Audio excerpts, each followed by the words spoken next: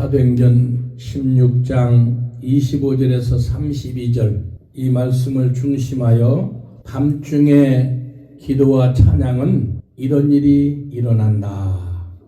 이런 일이 세상에 이런 일이 깜짝 놀랄 만한 이런 일이 일어난다라는 주제를 가지고 말씀을 전하려고 합니다. 이 안디옥 교회, 사도 바울이 안디옥 교회를 통해서 사역을 10년 하다 하나님 앞에 부름을 받아 갔는데요.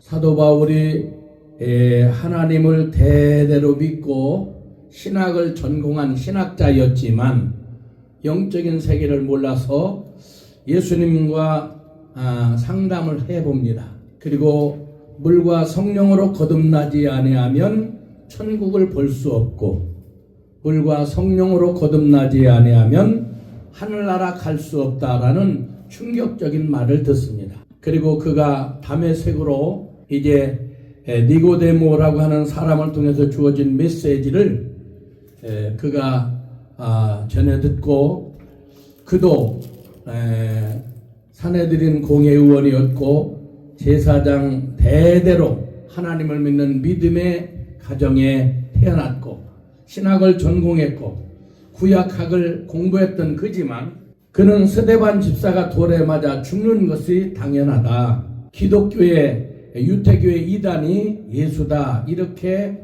잘못 생각하고 우리가 잘 아는 니고데모가 예수님을 만나기 이전에 영적인 세계를 전혀 몰라서 상담했던 것처럼 사도 바울이 하나님을 믿고 대대로 히브리 가문에서 태어난 신앙인이었지만 그가 하나님의 영적 세계, 구약의 메시아 사상을 이해하지 못해서 성령 충만 받은 7 집사 중에 한 집사인 스데반 집사가 돌에 맞아 죽는 것을 그는 옳은 것으로 생각했어요. 그러다 다메섹으로 가다가 그가 성령의 불을 받고 하나님의 음성을 듣고 아나니아를 통해서 안수받고 눈이 뜨여지고 그리고 새로운 세계, 예수가 곧 그리스도다 라고 하는 진리를 선포하게 됩니다. 그는 성령을 받고 즉시로 나가서 예수가 그리스도다. 예수 우리의 죄 문제 또 영적인 마귀의 문제 세상을 어떻게 살아야 할 것인가 진리 문제 예수님이 길이고 진리고 생명이라는 사실을 그가 증거하기 시작합니다. 그러나 예루살렘 교회에 도착했을 때 그를 핍박자로 여전히 인식하고 있었기 때문에 그가 자기가 적응하지 못했어요. 그리고 자기를 죽이려고 하는 저가 변절자다. 유태인들을 증언하던 저가 지금은 기독교인들 예수 믿는 사람들의 편에 서 있다. 저를 죽여야 되겠다. 이런 추세가 강하니까 그가 자기 고향 다소로 피해갑니다. 12 제자가 그를 그곳에 피해 있으라고 해서 그가 8년 동안 피해 있다가 제2의 예루살렘 교회가 12명 목사들만 남고 다 스데반 집사가 죽은 이후에 산산조각이 나서 다 흩어져 버리고 말았어요. 이제는 교회는 없어졌다라고 생각했는데 그 흩어진 사람들이 두 번째 세운 교회가 바로 안디옥 교회입니다. 이 안디옥 교회는 당시에 동양의 진주라고 할 만큼 안디옥은 로마의 3대 도시 중에 하나였어요. 그래서 로마, 알렉산드리아, 이 안디옥은 우리나라로 말하면 부산 같은 제2의 도시였어요. 로마 다음 가는 아주 대형 그 첨단 도시였었는데 여기에 흩어진 사람들이 가서 세운 교회가 바로 안디옥 교회입니다. 그래서 이게 진짠가 가짠가 12 제자들이 파송한 사람이 바나바라고 하는 당시에 사회로부터 존경받고 부자였고 또 하나님의 성령이 충만했고 복음에 열정적인 사람 우리가 바나바를 그곳에다 이제 추천해서 보냅니다. 이 바나바가 자기가 사역하다가 옛날에 한 8년 전에 만났던 바울이 생각나서 바울의 고향으로 가서 바울을 데려다가 같이 사역을 하기로 잘 설득을 해서 이제 바나바가 바울을 세워줍니다. 그래서 바울이 사역하게 된 동기는 하나님의 절대적인 은혜였고 하나님의 선택이었지만, 거기서 그렇게 하나님의 사역을 크게 사역하도록 도와준 사람은 바로 당시에 존경받는 바나바였어요. 오늘날로 말하면 바나바를 장로라 이렇게 지칭하는 사람들도 있는데, 아무튼 흩어진 사람들이 세운 최대 도시에 세워진 이 안디옥 교회 리더가 바나바고, 거기에 또 한 사람 자기가 데리고 와서 세운 사람이 사도 바울입니다. 그가 1차 전도여행을 2년 동안 했고, 2차 전도여행을 3년 동안 했고, 3차 전도여행을 5년 했습니다. 그리고 이제 그의 사역이 멈추고, 그가 예루살렘에서 포로로 잡혀서 이제 로마에 항소하고, 나는 로마의 시민권을 가지고 있는 사람인데 나를 이렇게 함부로 대하면 안 된다. 그래서 로마의 황제한테 진정서를 냈고, 그것을 가는 과정에 이게 4차 전도여행이라고 볼 수 되는데, 그 이제 고급 왕들과 이제 그 총독들과 대화를 나누다가 마지막에 이제 하나님 앞에 부름을 받아가서 그가 약 한 11년 동안 자기 사역을 마치고 하나님 나라에 가게 되는데, 사도 바울의 2차 전도 여행 때 일어났던 일이에요. 사도 바울은 1차 전도 여행 때는 성령이 충만해서 성령의 인도를 받아 사도 바울과 바나바가 이제 전도 여행을 갔었죠. 2년 동안 곳곳에 소아시아 지역을 돌아다니면서 지금은 터키 남부 지역을 가서 교회들을 세워 나갑니다. 그리고 2차 전도여행은 바로 그 첫 번 1차 전도여행 때 자기가 세운 교회들을 돌아보고, 아직도 미전도 그 북쪽 지역으로 가려고 이제 가서 드로아에 가 있는데, 하나님께서 전도를 못하도록 성령을 통해서 그의 앞길을 막아버렸어요. 우리가 성령이 하지 못하도록, 전도를 하지 못하도록, 여러분들 그 성경을 읽으면서 어떤 생각을 가집니까? 그럼 그게 끝인가? 아니에요. 방향을 다시 틀어준 거예요. 그래서 아시아에 가서 복음을 전하려고 하는 인간적인 계획은 사도 바울은 열심히 하지만, 그때 하나님께서 유럽으로 복음을 전하라, 마게도냐 사람이 환상 가운데 기도 속에 나타나서 우리를 와서 도우라는 그 하나님의 성령의 인도를 받습니다. 기도하다가 마게도냐 사람을 만나고 드로아에서 즉시로 그가 신라를 데리고 이제 배를 타고 지금 오늘 읽었던 본문 빌립보 첫성, 이게 유럽의 첫 관문입니다. 이게 인류 역사상, 지구 역사상 최초로 유럽으로 복음이 들어가는 장면을 생생하게 오늘 본문을 통해서 기록하고 있고, 이 사도행전 16장에서 어떻게 복음이 전파되는가, 기도하고 찬양 속에 어떤 일이 일어나는가, 세상에 이런 일이가 발생되어지면서 사도 바울이 이제 유럽의 첫 성, 이제 빌립보 성을 전도하는 장면이 아주 자세하게 기록이 되어 있습니다. 물론 이때 같이 전도한 사람이 우리가 잘 아는 의사 누가가 이때 드로아에서 같이 동참하게 되고, 또 2차 전도여행 때 우리가 잘 아는 아들로, 자기 양아들로 삼았던 디모데가 합세하게 되고, 거기 한 서너 명 정도가 연합으로 이제 선교하게 됩니다. 그리고 브리스겔라와 아굴라도 만나게 되고, 자기의 목이라도 내릴 만큼 헌신적이고 봉사한 사람들을 만나고, 또 로마서를 이렇게 쓰게 했던 베베, 이런 사람들을 만납니다.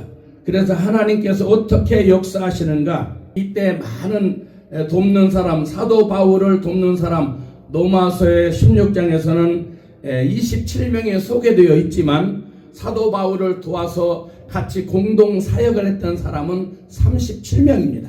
그래서 37명이 사도 바울의 11년의 역사 속에 그의 삶의 신약 성경에 이렇게 선교의 사도행전의 역사를 쓰게 되었고, 그 역사 속에 신약 성경 13권이 만들어지면서 하나님의 역사가 어떻게 지구상에 퍼져나가는가, 그 전도의 방향을 잘 설명해 주고 있어요.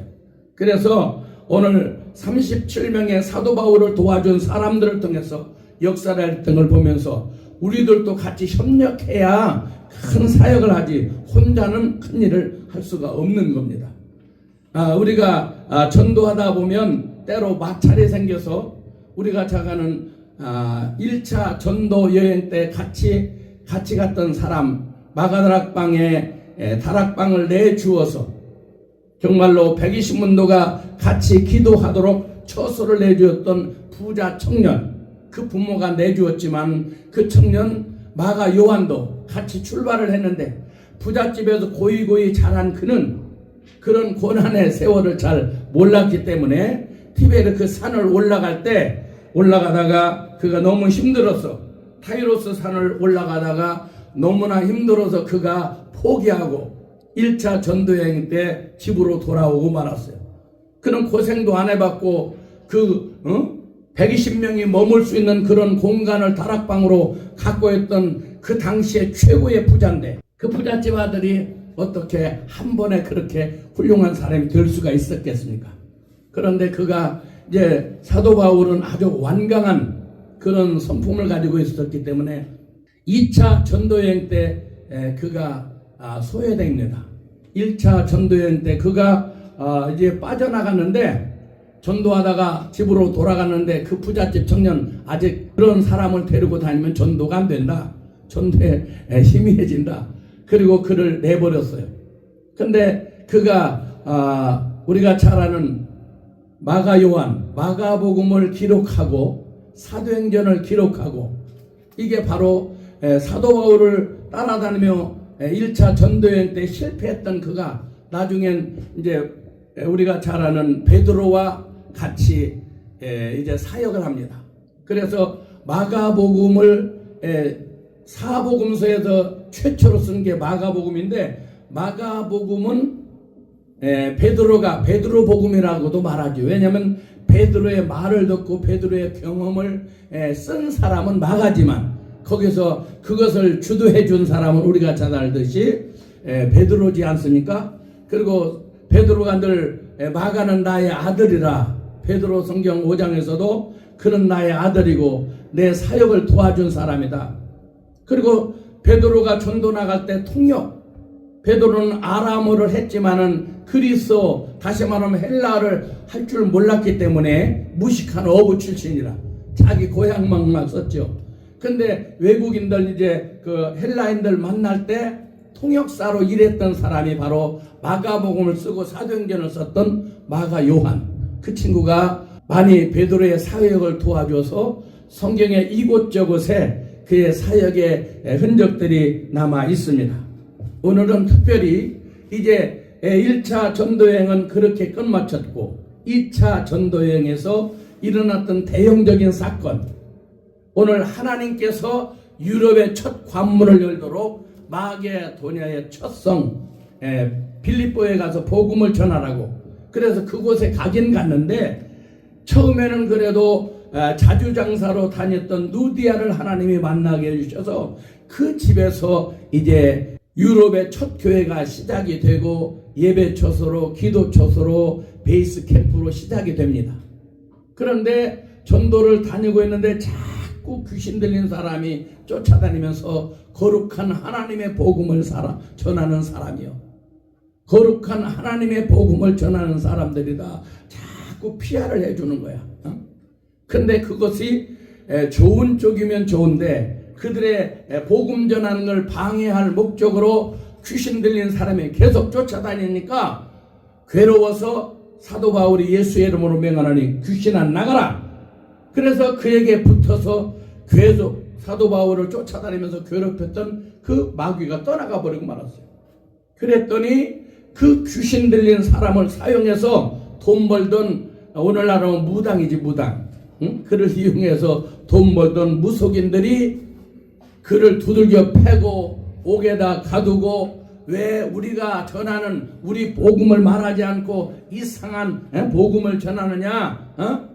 예수가 도대체 누군데 예수를 믿으면 구원을 받고 천국을 받고 삶이 새로워진다고 말하느냐? 그러면서 사도 바울과 그때 당시에 여기 마가 요한도 있었고 그리고 디모데도 있었는데 그들은 주동자가 아니기 때문에 얻어 터진 것은 사도 바울하고 신라. 그건 벌써 예루살렘에서 파송되어 안디옥 교회에서 파송되어 왔기 때문에 그들을 주동자로 당시 사람들이 인정하고 디모데와 마가 요한은 내버려 두고 그 두 사람을 두들겨 패서 옥에다 갖다 가졌어요. 물론 그들은 남아서 지금 누디아의 집에서 어떻게 할 것인가 대책을 연구하고 기도하고 있었겠죠. 근데 사도 바울과 지금 신라는 옥에 갇혀갖고 매를 맞고 한밤중쯤 되었는데 이상하게 그들이 일어나서 찬양하고 기도했다. 여러분 생각해 보세요. 하나님이 가라고 그래서 왔고 귀신이 사도 바울이 쫓는다고 귀신이 나가요? 어떻게 사람이 귀신을 쫓아낼 수가 있습니까? 절대 사람은 귀신과 싸워서 이길 수가 없어요. 영적인 존재이기 때문에. 그러니까 사도 바울이 말 한마디에 귀신이 나가는 것은 하나님께서 사도 바울에게 함께 해주셨고 사도 바울이 하나님이 주신 영권으로 귀신을 쫓아낸 거예요. 믿습니까? 그래서 사도 바울이 힘이 아닌 하나님이 함께 주셨고 병든 자를 고치고 귀신을 쫓아내고 갖가지 문제들을 해결하고 능력을 주었던 건 사도 바울의 지혜나 지식이나 능력이 아니라 하나님이 주신 영권. 할렐루야. 여러분들도 이런 영권을 가지면 귀신을 이기고 환경을 이기고 마귀를 이기고 세상을 이기고 승리자의 반열에 서게 될 줄로 믿습니다. 그래서 하나님이 선택한 사람, 하나님이 택한 사람. 그래서 사도 바울은 자기의 바울 서신에서 반드시 하나님이 나를 선택하셨고 예수 그리스도의 사도로 하나님이 인정해서 된 나 사도 바울은 이런 말을 꼭 해요. 그가 물론 어떤 열등의식 속에서 12제자가 자기들을 인정하지 않은 부분도 좀 있어서 그런 열등의식이 있었겠지만 그는 소명의식이 분명해서 지금 내가 하나님의 종이 된 것 그것은 반드시 하나님이 나를 선택하셨고 하나님이 나를 예수 그리스도를 통해서 사도로 만드셔서 예수 그리스도의 종으로 복음을 전하고 있다. 이렇게 확실하게 말했어요.